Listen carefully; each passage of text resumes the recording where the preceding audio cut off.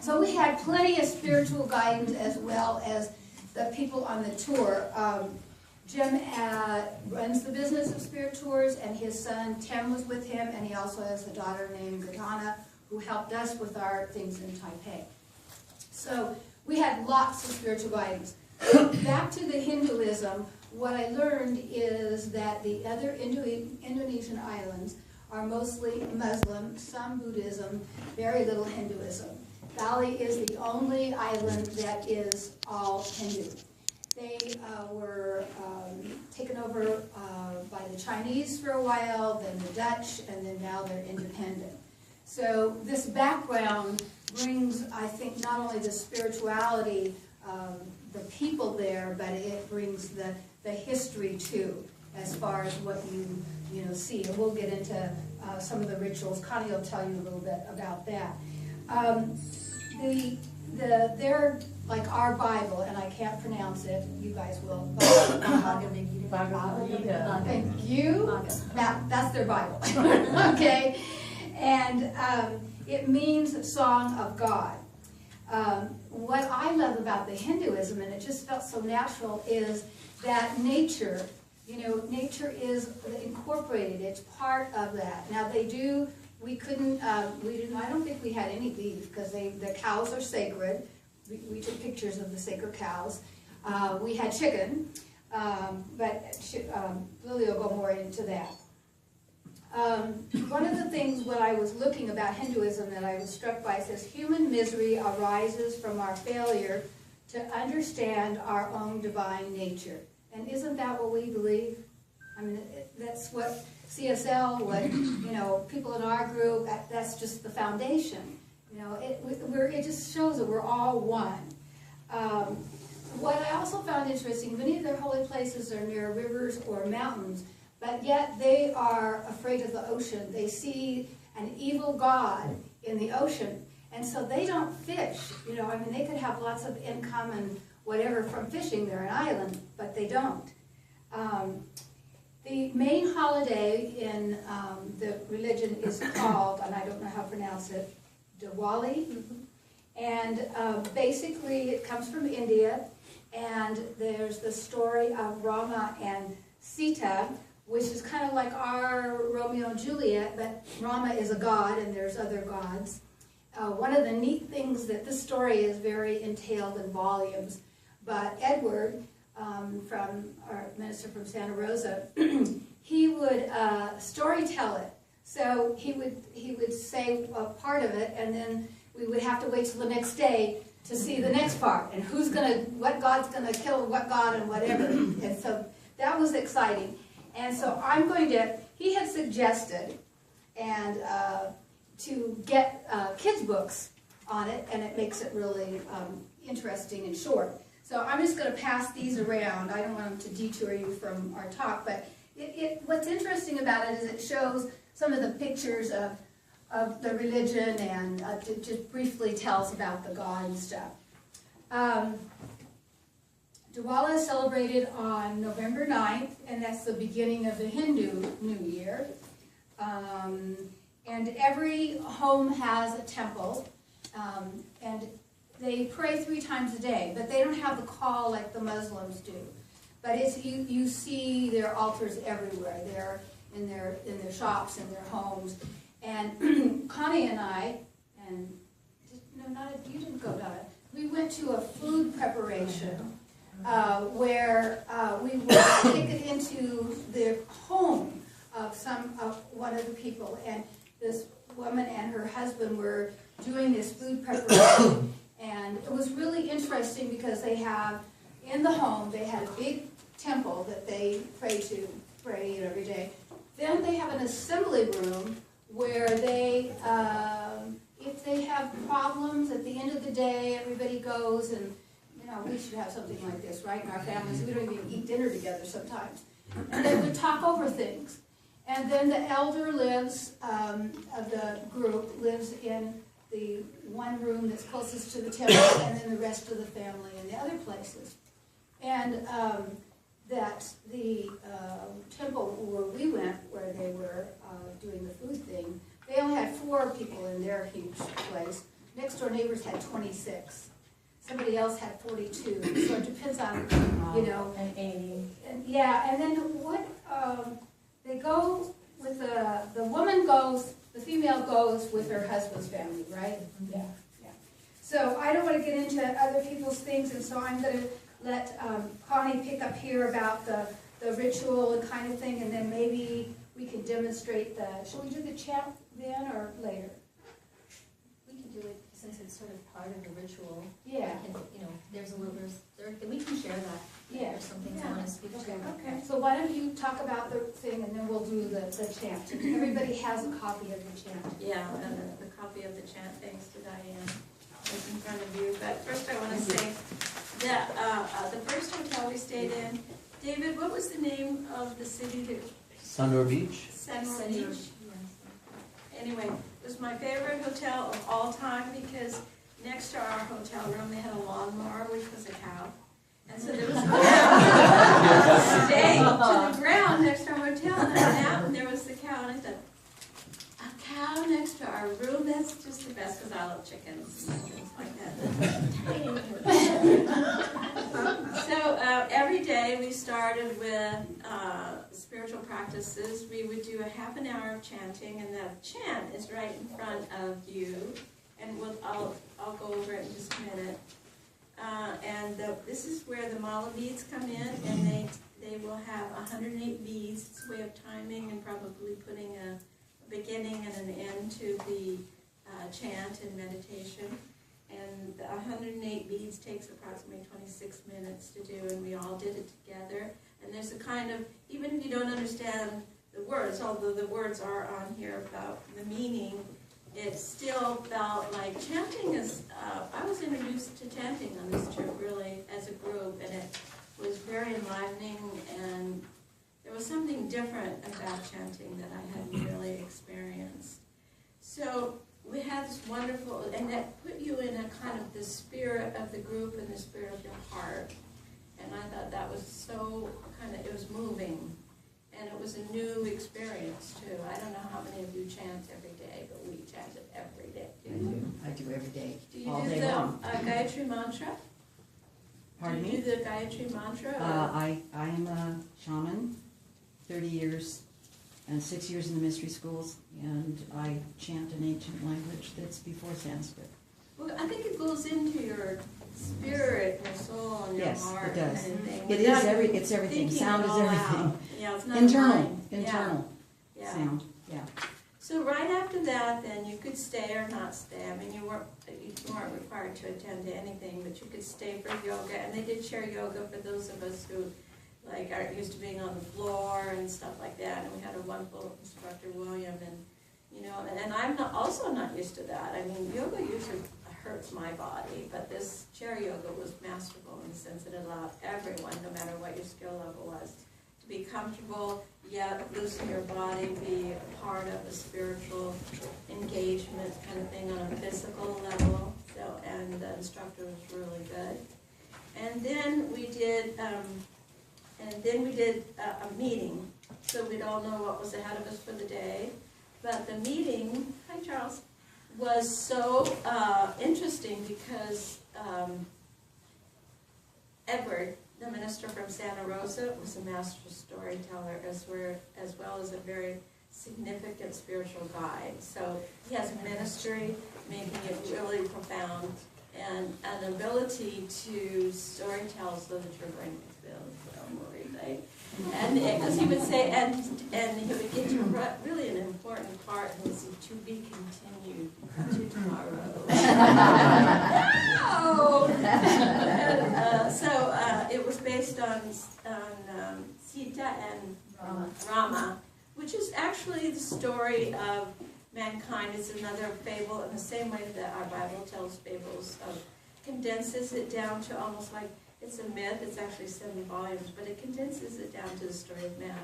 The same struggles, and as Edward puts it, the bottom line is life is not easy. And I thought that just... So then we would go out. We went to numerous temples, and you know, the language for me was just way past my abilities to remember the names and things like that. So I can't tell you, but I know that I sprinkled in some holy water that we brought to in my suitcase, because one of the temples included gathering holy water, so I put it in my water bottle and in my suitcase and got it home. I was so glad that it was still there when I opened my suitcase. That was the most important thing I brought home. And so there were all kinds of activities, and you could choose which ones you wanted: snorkeling and biking and whitewater rafting and cooking. And the cooking was what you and I did, and that was really fun because of being in a person's home. Because all the houses are faced, maybe not 100% to the northeast as a tribute to God. Everything in their life includes that kind of. Life is a life of spirit, so there's not, I mean, people are very honest and very dear and calm and not anxious. And mostly they're impoverished, who notice all this. Mostly there's not really, I think a lot of people they have very little, and yet you get a real sense of the joy that they have in their lives. And like one time I left just a few rupee on the bed, forgetting that we were supposed to collect at the end and to give it to our keepers, but as a traveler I was just used to doing that, and they didn't take it. So it was just, I mean, I left my purses open and everything, and there's a contentment. You didn't have a sense of despair that usually comes with poverty, and actually have a lot to teach us, I think. A lot to teach, and the calmness and the generosity of spirit and stuff like that seem to be prevalent and everywhere and in everything. And so, in the cooking demonstration where I went to someone's home, it would look. I mean, when we think of homes, we think of what do these homes look like in real event? Well, almost everything is in the tradition of the Balinese landscape, and that's a house towards the northeast, and the temple looking, and then like they have these rooms that everybody has a place. So like the grandparents have a place within the compound, and the couple have a place in the compound, and the kids who marry and stuff have a place. There's a place for everything, including the ashes of all the generations. Tom, what's going on here? So the cooking was really amazing. People got to actually cook the food that they typically eat, and like I said, so cows are more lawnmowers than other things. And let's see what else. Oh, so it was the water was warm, the air was warm. It was kind of like wonderful and humid. You know, it wasn't hot like in Phoenix. You know, it didn't have that kind of heat in it. But and then at night, the spiritual people who had the trip were exceptional because it was personal. It wasn't like, all right, get them in the bus, get them out of the bus, get them into the food. We had a couple of dinners that were provided in special places that they were familiar and loved, and and then there was a couple that had only been married since May or something like that, and they did a recommitment ceremony for them and brought in like a person who did something or others, and the minister from somewhere did the ceremony, and you could recommit yourself personally to whatever was in your life that you wanted to reconnect with and recommit to. So, whoa. Coni, you want to finish up so we have? Yes, I do. Thank you. Yes, I do. So, anyway, just to say we had a wonderful time for sure. So would you go through the chant? Oh, no. All right, if you have a look at it, it's, you know what I'll do? I'll say it once, and then should we do it here? Or, Yeah. Would you read what it says in English under? Yeah. Okay. So, but I can't read it. Oh, let me say it. Om Bhur Bhuvaswaha Tat Savitur Varenyam Bargo Devasya Dhimahi Jo Jona Prachodaya. I probably didn't do it exactly perfect. This supreme one is Om Bhur, self-existent, Bhuva, absolute consciousness, Wa, omnipresent, Tat, what does that say? Source of all things, of the sun, Varenyam, the best, who is worthy, Bargo, eternal light. Devasha, Dimahi, good quality, let us meditate, focus our mind. And Joyona, thoughts who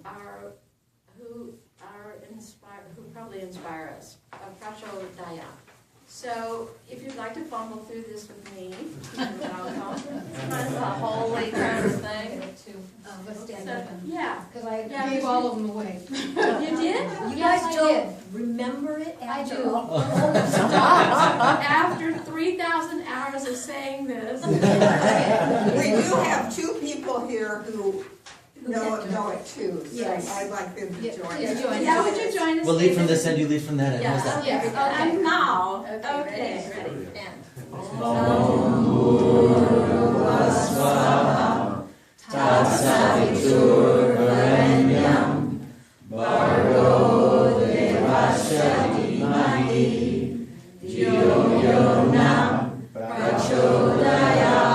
Two more times. One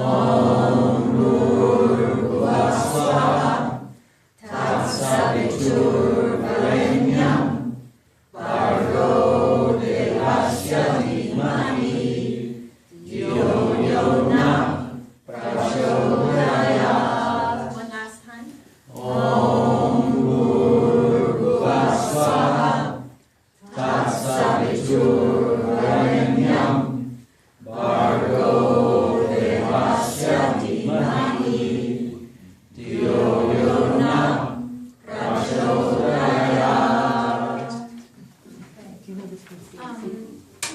Just before you start, Lily, because I know Donna is short in words sometimes.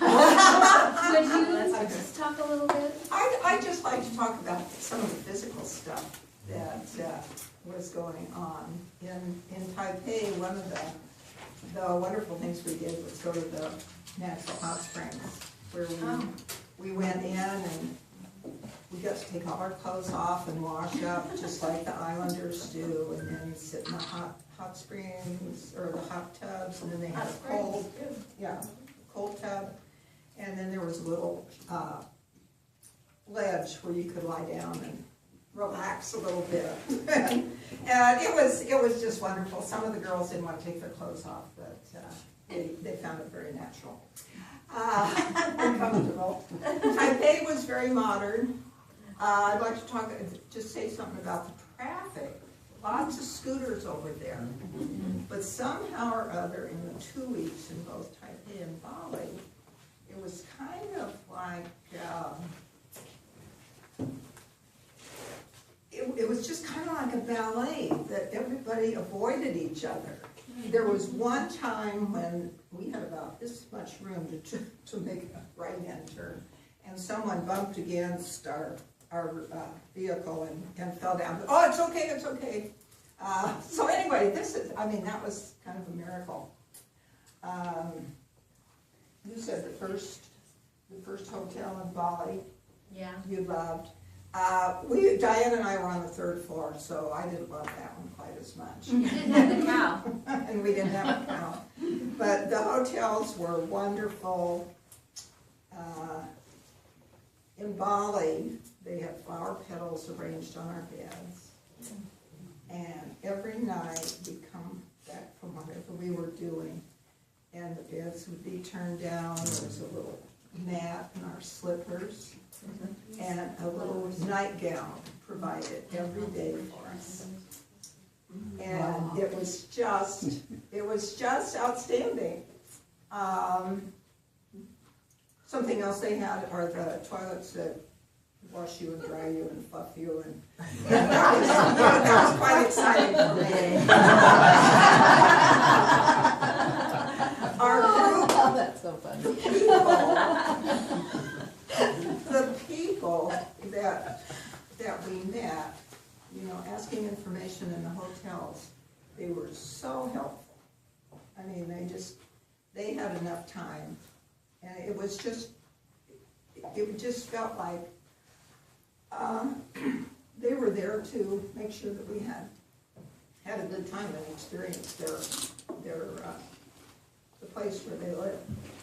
And also the group in Bali, there were people getting sick all the time, there were injuries, people were giving their medications, everybody was helping each other. And I just felt such a part of. The age range was from 18 to 80. I just realized that when I got home, it's kind of like a bell curve. I was on one end.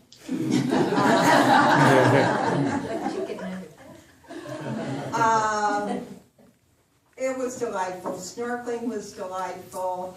Connie and I had someone that swam us around in a big tube, and we could just enjoy the coral and the fish. Connie picked up litter. That was but it was pretty exciting to jump off the boat and then climb in. And let's see. Oh, and the rituals, the blessings.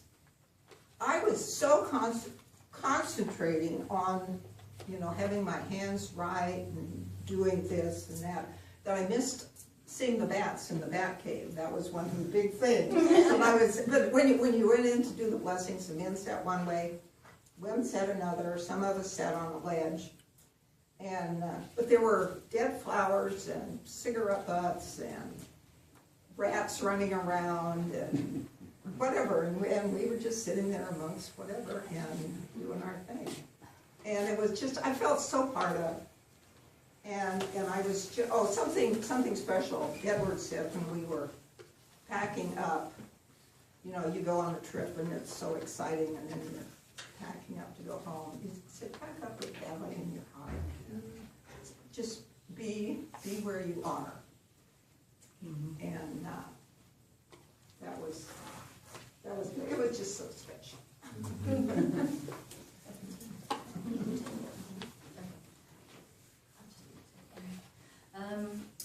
Well, first of all, it was wonderful just to share this Balinese experience with, friends who I know from TAN, because this group was so integral to so many things in my life that changed.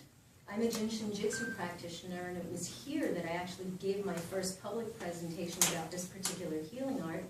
And then as a result, now I can't come to TAN anymore because now I have clients that come to me. But that aside, we were here together, and it was just really fun to connect with everybody here and share our experiences, because what this was is ultimately this was a pilgrimage. And in being this way, it was a learning experience, and you realized that everything in Bali, nothing is wasted. There was a reason for everything. Even the way we're dressed. We're all dressed today. We decided to wear our sarong. The sarong, when women go to the temple, you're taught to kneel a certain way. Men can sit cross-legged. They're also in sarong. We all wear this sash. The sash is around our waist, and what it does, what it symbolizes is the separation between heaven and earth. What is below the waist is connected to earth, connected to what is in the world, the cigarette butts, the rats running around, all that kind of stuff.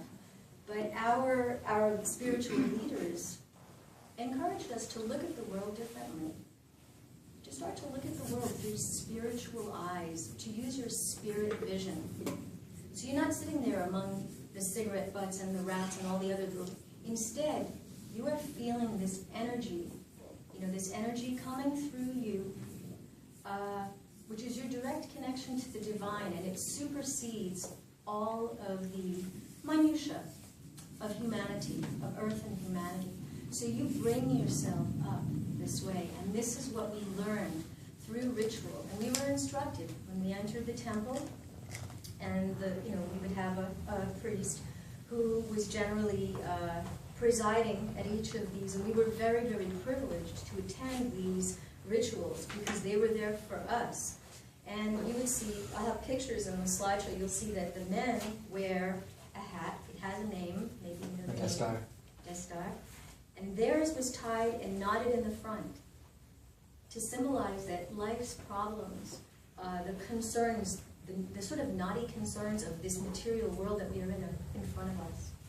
The priest, his is knotted in the back, so he's enlightened, and he has superseded this sort of earthly desires, these earthly, the earthly concerns.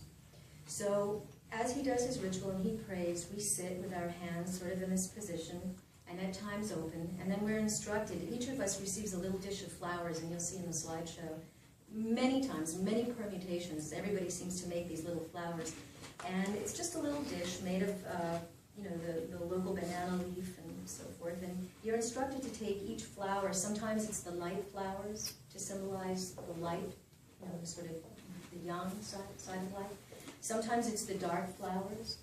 And each time you would, place your hands over your head. And then the priest would come around and he would anoint you with water.